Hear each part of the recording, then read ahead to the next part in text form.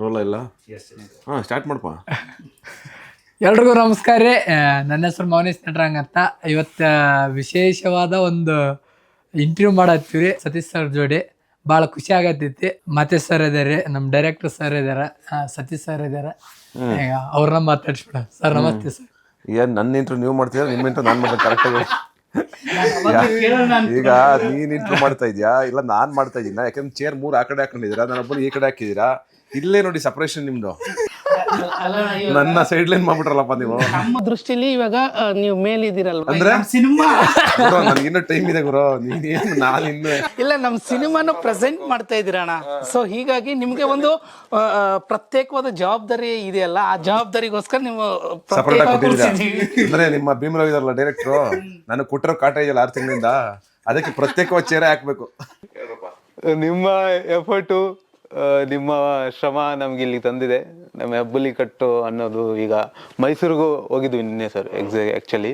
So ಇವ್ರಿಬ್ರು ನೋಡಿ ಅಲ್ಲೆಲ್ಲ fans ಎಲ್ಲ ಅಂದ್ರೆ ಸ್ಟೂಡೆಂಟ್ಸ್ ಎಲ್ಲ ಖುಷಿ ಬಂದು ಫೋಟೋ ತೆಕ್ಕೊಳ್ಳೋದು, ಅದು ಮಾಡೋದು, ಇದು ಮಾಡೋದು ಒಳ್ಳೆ ರೀಚ್ ಆಗಿದೆ ಅಣ್ಣ ನಮ್ಮ ಸಿನಿಮಾದು. ಎಲ್ಲ ನೋಡಿದ್ರೆ ಏನಾಗುತ್ತೆ, ಇವ್ರಿಬ್ರು ನೋಡಿದೀವಿ, ಕೆಲವೊಬ್ರು ಏನಿರ್ತಾರ ಸತೀಶ್ ಸರ್ ಇದ್ರ ಪೇಜಲ್ಲಿ ನೋಡಿದ್ವಿ, ಮತ್ತೆ ಏನು ಇನ್ಸ್ಟಾಗ್ರಾಮ್ದಲ್ಲಿ ನೋಡಿದ್ವಿ, ಯೂಟ್ಯೂಬಲ್ಲಿ ನೋಡಿದ್ವಿ, ಇಂಟರ್ವ್ಯೂ ನೋಡಿದ್ವಿ, ಆ ಥರ. ಮತ್ತೆ ಏನು ಇವ್ರದೆಲ್ಲ ಅದೇನೋ ಕನೆಕ್ಟ್ ಆಗಿದೆ ಹುಡುಗರಿಗೆ. ಅದೇ ನಿಮ್ಗೇನು ಗೊತ್ತಾ, ಅದು ನನಗನ್ಸೋದು ವೆರಿ ಲಕ್ಕಿ. ಅದು ಯಾಕೆ ಗೊತ್ತಾ, ಮೊದಲನೇ ಸಿನಿಮಾ ಹಂಗೆ ನಿಮ್ಮನ್ನು ಗುರುತಿಸಿ ಯಾರೋ 4 ಜನ ಮಾತಾಡ್ಸಿದ್ದೀರಾ, ನಿಮ್ಮ ಕಂಟೆಂಟ್ ನೋಡಿ ಇಷ್ಟಪಡೋದಾಯ್ತಲ್ಲ, ಅದೇ ದೊಡ್ಡ ವಿಷಯ. ಅದಾಗಲ್ಲ ಯಾವಾಗಲೂ. ಒಂದು ಸಿನಿಮಾ ರೀಚ್ ಮಾಡೋಕ್ಕೆ ಬಡ್ದಾಡ್ತಾ ಇರ್ತೀವಿ ನಾವು, ಒದ್ದಾಡ್ತಾ ಇರ್ತಾರೆ. ಎಷ್ಟು ಸಿನಿಮಾ ಬರ್ತವೆ, 200-300 ಸಿನಿಮಾ ಬರ್ತವೆ.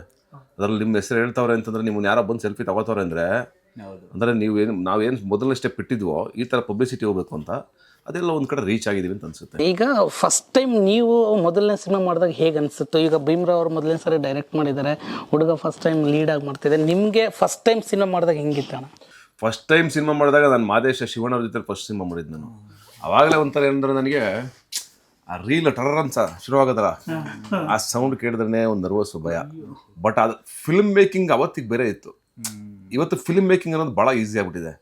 ಅಂದ್ರೆ ಇವತ್ತು ಒಂದು ಸಣ್ಣ ಕ್ಯಾಮ್ರಾ ಇಟ್ಕೊಂಡು ಸಿನಿಮಾ ಮಾಡ್ಬೋದು, ಯಾರು ಸಿಗ್ತಾರೆ ಅವರೇ ಸಿನಿಮಾ ಮಾಡ್ಬೋದು, ಹೆಂಗೆ ಬೇಕಾದ್ರೆ ಸಿನಿಮಾ ಮಾಡ್ಬೋದು. ಅವಾಗ ಸಿನಿಮಾ ಹಂಗೆ ಇರಲಿಲ್ಲ, ಎಲ್ಲರ ಕೈಗೂ ಸಿಗ್ತಾ ಇರಲಿಲ್ಲ ಸಿನಿಮಾ. ಅಂದರೆ ಸಿಕ್ಕಿರೋದು ಒಂಥರ ಪ್ಲಸ್ಸು ಒಂಥರ ಮೈನಸ್ ಎರಡೂ ಆಗಿದೆ. ಒಂದು ಕಡೆ ಈಗ ನಿಮ್ಮ ಥರದವರು ಒಳ್ಳೆ ಸಿನಿಮಾ ಮಾಡೋಕ್ಕೆ ಸಾಧ್ಯ ಆಗುತ್ತೆ. ಈಗ 100 ಸಿನಿಮಾ ಆದ್ರಿಂದ ಕೆಟ್ಟದ್ದು ಬರುತ್ತೆ, ಯಾಕಂದ್ರೆ ಈಸಿಯಾಗಿ ಆಗ್ತಾ ಇದೆ. ಮೊಬೈಲಲ್ಲೂ ಮಾಡ್ಬಿಡ್ಬೋದು, ಇದರಲ್ಲೂ ಮಾಡ್ಬಿಡ್ಬೋದು, ಹಿಂಗೂ ಮಾಡ್ಬಿಡ್ಬೋದು. ಕಲಿಕೆ ಕಡಿಮೆ ಆಗ್ತಿದೆ ಅಂದ್ರೆ ಅವಾಗ ಜರ್ನಿ ಇರ್ತಾ ಇತ್ತು. ಏನಂದ್ರೆ 10 ವರ್ಷ ಕಲಿಯೋರು ಒಬ್ಬ ಡೈರೆಕ್ಟರ್ ಬಂದರೆ, ಅಸಿಸ್ಟೆಂಟ್ ಡೈರೆಕ್ಟ್ರು 10 ವರ್ಷ ಡೈರೆಕ್ಷನ್ ಡಿಪಾರ್ಟ್ಮೆಂಟಲ್ಲಿ ಜರ್ನಿ ಮಾಡಿದ್ರು, ಹಂಗಿತ್ತು. ಮಾದೇಶ ನನ್ನ ಫಸ್ಟ್ ಫಿಲ್ಮ್ ಇನ್ನೂ ಚೆನ್ನಾಗಿ ನೆನಪಿದೆ ನನಗೆ ದೊಡ್ಡ ಸೆಟ್ ಅದು. ಶಿವಣ್ಣ, ಈ ಕಡೆ ಡೈರೆಕ್ಟರ್ ರವಿ ಶ್ರೀವತ್ಸ ಅವರು, ಈ ಕಡೆ ಏನೆಲ್ಲ ದೊಡ್ಡ ದೊಡ್ಡ ಆರ್ಟಿಸ್ಟ್ಗಳು, ರವಿ ಬೆಳಗೆರೆ ಇದ್ದರು. ಏನು ಸೆಟ್ಗೆ ಹೋದ್ರೆ ಭಯ ಆಗೋದು, ಏನಪ್ಪ ಇದು ಹೆಂಗರು ಆ್ಯಕ್ಟ್ ಮಾಡೋದು ನಾನು ಅಂತ. ಆದರೆ ನನಗೊಂದು ತಲೆ ಹೊಡ ಅನ್ಕೋತಿದ್ದೆ ಅಷ್ಟೇ, ನೀನು ಆ್ಯಕ್ಟ್ರು, ಎದುರುಗಡೆ ಯಾರಾದರೂ ಇರಲಿ ನೀನು ಹೆದರ್ಕೋಬೇಡ, ನೀನು ಆ್ಯಕ್ಟ್ ಮಾಡು ಅಷ್ಟೇ, ನಿನ್ನ ಕೆಲಸ ಏನು. ಬಿಫೋರ್ ನಮಗೆ ಥಿಯೇಟ್ರ್ ಕಲಿಸಿದ್ದೆ ಅದನ್ನೇ ತಾನೆ. ಈಗ ಅನಂತಮೂರ್ತಿ ಅವ್ರ ನನ್ನ ಎದುರುಗಡೆ ಕೂತ್ಕೋತಿದ್ರು, ಕಾರ್ನಾಡ್ ಎದುರುಗಡೆ ಕೂತ್ಕೋತಿದ್ರು, ಕಾಯ್ಕಿಣಿಯವ್ರ ಎದುರುಗಡೆ ಕೂತ್ಕೋತಿದ್ರು ನಮಗೆ ಪಾಠ ಮಾಡಬೇಕಾದ್ರೆ ನೀನಾಸಮಲ್ಲಿ. ಅವ್ರ ಪಾಠ ಕೇಳಿ ಬಂದವ್ರು ನಾವು. ನಾವೆಂಥ ಸ್ಟೂಡೆಂಟ್ಸ್ಗಳು ಅಂದ್ರೆ ಎಂಥ ಲಕ್ಕಿ ಅಂದ್ರೆ, ನಾವು ಜ್ಞಾನಪೀಠ ಪ್ರಶಸ್ತಿ ತೊಗೊಂಡ್ರಲ್ಲ ನಮ್ಮ ಪಾಠ ಮಾಡಿದ್ದಾರೆ. ಕಾಯ್ಕಿಣಿ ಆಗಲಿ ಇನ್ನೊಬ್ಬರಾಗಲಿ. ಹಂಗೆ ನನ್ನ ಸಿನಿ ಕೆರಿಯರ್ ಶುರುವಾಗಿದ್ದು ಸಣ್ಣ ವಯಸ್ಸಿಗೆ ಶುರು ಮಾಡಿದ್ದು ನಾನು. ಅಲ್ಲಿಂದ ಶುರುವಾಯ್ತು ನನ್ನ ಜರ್ನಿ. ಅಷ್ಟು ವರ್ಷದಿಂದ ಇದುವರೆಗೂ ಬಂದಿಲ್ಲಿ ನಿಂತಿದ್ದೀವಿ ಅಂತಂದರೆ ನಾವೇನೋ ಸರಿಯಾದ ಮಾರ್ಗದಲ್ಲಿ ಇದ್ದೀವಿ ತಾನೆ. ರಾಂಗ್ ರೂಟಲ್ಲಿ ಇದ್ದೀರಿ, ಯಾರು ಎಷ್ಟು ದಿವಸ ನಮ್ಗೆ ಬಿಡ್ತೀರಾ? ಟ್ರಾವೆಲ್ ಮಾಡೋಕ್ಕೆ ಆಗಲ್ಲ ಅಣ್ಣ. 2 ವರ್ಷ ಯಾರು ನಾವು ಸಿನಿಮಾ ಮಾಡ್ತಿದ್ದೆವು. ಈಗ ಯೋಗರಾಜ್ ಸರ್ ಜೊತೆ 4 ಸಿನಿಮಾ ಮಾಡಿದ್ದೀನಿ, ಸೂರ್ಯ ಸರ್ ಜೊತೆಗೆ, ಪವನ್ ಅವ್ರ ಜೊತೆಗೆ 3 ಸಿನಿಮಾ 4 ಸಿನಿಮಾ ಮಾಡಿದ್ದೀನಿ ಒಟ್ಟಿಗೆ. ಎಲ್ಲ ಒಳ್ಳೊಳ್ಳೆ ಡೈರೆಕ್ಟರ್ ಜೊತೆ ಮಾಡಿದ್ದೀನಿ. ಅರಸು ಅಂತಾರೆ ಆಗ್ಬೋದು, ಜಯತೀರ್ಥ ಆಗ್ಬೋದು, ನಮ್ಮ ಮಹೇಶ್ವರ ಆಗ್ಬೋದು, ಕ್ವಾಟ್ಲೆ ಸದಸ್ಯ ಮಾಡಿದ್ದು. ಆಮೇಲೆ ತುಂಬ ಅಯೋಗ್ಯ, ಮಹೇಶ, ಸೂಪರ್ ಹಿಟ್ ಸಿನಿಮಾಗಳು ಸರ್ ಎಲ್ಲ. ಎಲ್ಲ ಒಳ್ಳೊಳ್ಳೆ ಸಿನಿಮಾಗಳು. ಅಲ್ಲ ಅಂದ್ರೆ ಅಣ್ಣ, ನೀವು ರಾಂಗ್ ಟ್ರ್ಯಾಕಲ್ಲಿ ಇದ್ದಿದ್ರೆ ಇಷ್ಟು ವರ್ಷ ಜರ್ನಿ ಮಾಡೋಕ್ಕೆ ಸಾಧ್ಯ ಇಲ್ಲ. ಯಾಕಂದ್ರೆ ಇಷ್ಟು ಒಳ್ಳೆ ಸ್ನೇಹಿತರು ನಿಮ್ಗೆ ಸಿಗ್ತಾನೂ ಇರಲಿಲ್ಲ. ಒಳ್ಳೆಯವ್ರ ಜೊತೆ ಇರೋದಕ್ಕೆ ನೀವು ಒಳ್ಳೆ ಸಿನಿಮಾಗಳು ಯಾರು ಲಾಂಗ್ ಜರ್ನಿ ಮಾಡಿರ್ತಾರೆ ಅಂತಂದರೆ, ಅಷ್ಟು ವರ್ಷ ಬಂದಿರ್ತಾರೆ ಅಂದರೆ, ನಾನು ಹೇಳೋದೇನೆಂದರೆ ಅಲ್ಲೇನೋ ಅವ್ರು ಕರೆಕ್ಟಾಗಿ ಇರೋದಕ್ಕೆ ಅಷ್ಟು ವರ್ಷ ಜರ್ನಿ ಮಾಡಿರ್ತಾರೆ. ಇಲ್ಲಾಂದ್ರೆ ಸಾಧ್ಯನೇ ಇಲ್ಲ ಜರ್ನಿ ಆಗೋದಕ್ಕೆ. ಅದು ನಾನು ಬಿಲೀವ್ ಮಾಡೋದು. ಬಟ್ ನಿಮ್ಮ ಕರಿಯರ್ ಆ್ಯಕ್ಚುಲಿ ನಾನು ನೋಡಿದಂಗೆ ಹೆಬ್ಬುಲಿ ಕಟ್ಟೋದು ತುಂಬ ಚೆನ್ನಾಗಿ ಶುರುವಾಗಿದೆ. ಯಾಕೆ ಹೇಳ್ತಾ ಇದ್ದೀನಿ ಅಂದರೆ, ಈಗ ಮೌನೇಶಂಗಾಗಲಿ, ಅವನು ಥಿಯೇಟ್ರಿಂದ ಬಂದಿರೋ ಹುಡುಗ, ಆ್ಯಂಡ್ ಭೀಮರಾವ್ ಆಗಲಿ, ಮಾಂತೇಶ್ ಆಗಲಿ. ನಾನು ಥಿಯೇಟರ್ ಬ್ಯಾಕ್ ಗ್ರೌಂಡ್ ಸರ್. ನಾನು ನಿರಂತರದಲ್ಲಿ ಇದ್ದೆ ಮೈಸೂರಲ್ಲಿ. ಮತ್ತೆ ಎಲ್ಲ ಒಂದೇ ಜಾತಿಯವರು. ರಂಗಭೂಮಿ ಹೆಂಗೆ ಅಂದರೆ, ನನಗೆ ಹೇಳೋರು ಎಲ್ಲರೂ ಈ ಡ್ರಾಮಾ ಮಾಡಬೇಕಾದ್ರೆ, ಲೂಸಿಯಾ ಮಾಡಬೇಕಾದ್ರೆ, ಮತ್ತು ಬೇರೆ ಬೇರೆ ಪಾತ್ರ ಮಾಡಬೇಕಾದ್ರೆ ಅವಾಗ ಎಲ್ಲರೂ ಹೇಳೋರು, ಕ್ವಾರ್ಟರ್ಲೆಸ್ ದಿವಸ ಮಾಡ್ಬೇಕಾದ್ರೆ ನಿಮ್ಮಲ್ಲಿ ಒಂದು ಇನ್ನೋಸೆನ್ಸ್ ಇದೆ ತುಂಬ ಇಷ್ಟ ಆಗುತ್ತೆ, ಇನ್ನೋಸೆನ್ಸ್ ಇದೆ ತುಂಬ ಇಷ್ಟ ಆಗುತ್ತೆ ಅಂತಂದರು. ನಾನು ಅಲ್ಲಿ ಏನು ಇನ್ನೋಸೆನ್ಸ್ ಇದೆ ಗುರು ನಾನು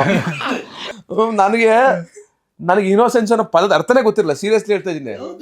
ಇನ್ನೋಸೆನ್ಸ್ ಅಂದ್ರೆ ಏನು? ಇನ್ನೋಸೆನ್ಸ್ ಅಂದ್ರೆ ಏನು ಹಿಂಗೆ ಹೇಳ್ತಾರಲ್ಲ ಇನ್ನೋಸೆನ್ಸ್ ನೀವು ಭಾಳ ಇನ್ನೋಸೆಂಟು ನಾನು ಅಷ್ಟೊಂದು ಇನ್ನೋಸೆಂಟ್ ಅಲ್ವಲ್ಲ, ಕಳ್ಳನ ಮಗ ನಾನು ಅಂತ ನಾನು ಕಳ್ಳನ ಮಗ ಆಗಿದ್ದಕ್ಕೆ ಇಲ್ಲಿವರೆಗೂ ಬಂದಿರೋದು. ಇರೋವಾಗ ಎಷ್ಟು ವರ್ಷ ಉಳಿದಿರೋದು. ಎಲ್ಲ ಮಜರುಗಳು ಗೊತ್ತಾಗಬೇಕಲ್ಲ ನಮಗೆ. ಇವ್ನು ಯಾರು ಕಳ್ಳ ಅಂತ ಗೊತ್ತಾಗಬೇಕು, ನಾನು ಕಳ್ಳ ಆಗಿರ್ಬೇಕು. ಹಂಗಂತಲ್ಲ ಸರ್, ಆ ಇನ್ನೋಸೆನ್ಸ್ ಮ್ಯಾಟ್ರ್ ಆಗಿದೆ ಫಸ್ಟ್.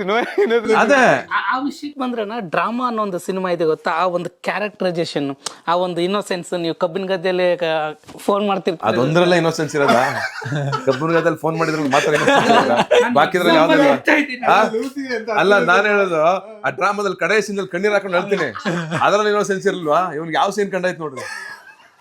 ಇಲ್ಲ ಅಣ್ಣ, ಹೇಳಕ್ ಬಂದೆ, ನಿಮ್ಮ ಅಕ್ಕರ್ಗೆ ಒಂದು ಡೈಲಾಗ್ ಹೇಳ್ತಿರ ಗೊತ್ತಾ, ಅಕ್ಕ ನಿಂಗೆ ಗೊತ್ತಾಗ ಸುಮ್ಮನಿರು ಅಂತ. ನನಗೆ ಅಂದರೆ ಓವರ್ ಆಲ್ ಆ ಕ್ಯಾರೆಕ್ಟ್ರು, ಆ ಒಂದು ಇನ್ನೋಸೆಂಟಾಗಿ ಎತ್ಕೊಂಡು ಹೋಗಿದ್ರಲ್ಲ, ಆ ಇನ್ನೋಸೆನ್ಸ್. ನನಗೆ ಇನ್ನೋಸೆನ್ಸ್ ಏನ್ ಗೊತ್ತಾ, ಅದು ಮದುವೆ ಟೈಮಲ್ಲಿ ಇವಳು ಯಾರ ಹುಡುಗಿ ಅಂತ ಕೇಳೋದೊಂದು ಸಿನಿಮಾದಲ್ಲಿದೆ. ಆ ಸೀನು ನೋಡಿ ನಾನು ಬಿದ್ದು ನಗೋದೇ ಯಾರಲ್ಲ ಅವಳು ಹುಡುಗಿ? ಒಂದೇನಪ್ಪ, ಯಾರಲ್ಲ ಅವಳು ಹುಡುಗಿ? ಮಣ ಮೇಕಪ್ ಹಾಕೊಂಡು ದೆವ್ವ ಇದ್ದಂಗೆ ಅವಳೆ. ಆತರ ಅದು ಹೇಳೋ ಫೋರ್ಸ್ ಇದೆಯಲ್ಲ ಸರ್, ಸಖತ್ ಎಷ್ಟೊಂದು ಕ್ಯೂಟ್ ಅದು ಮಾತ್ರ ಸರ್.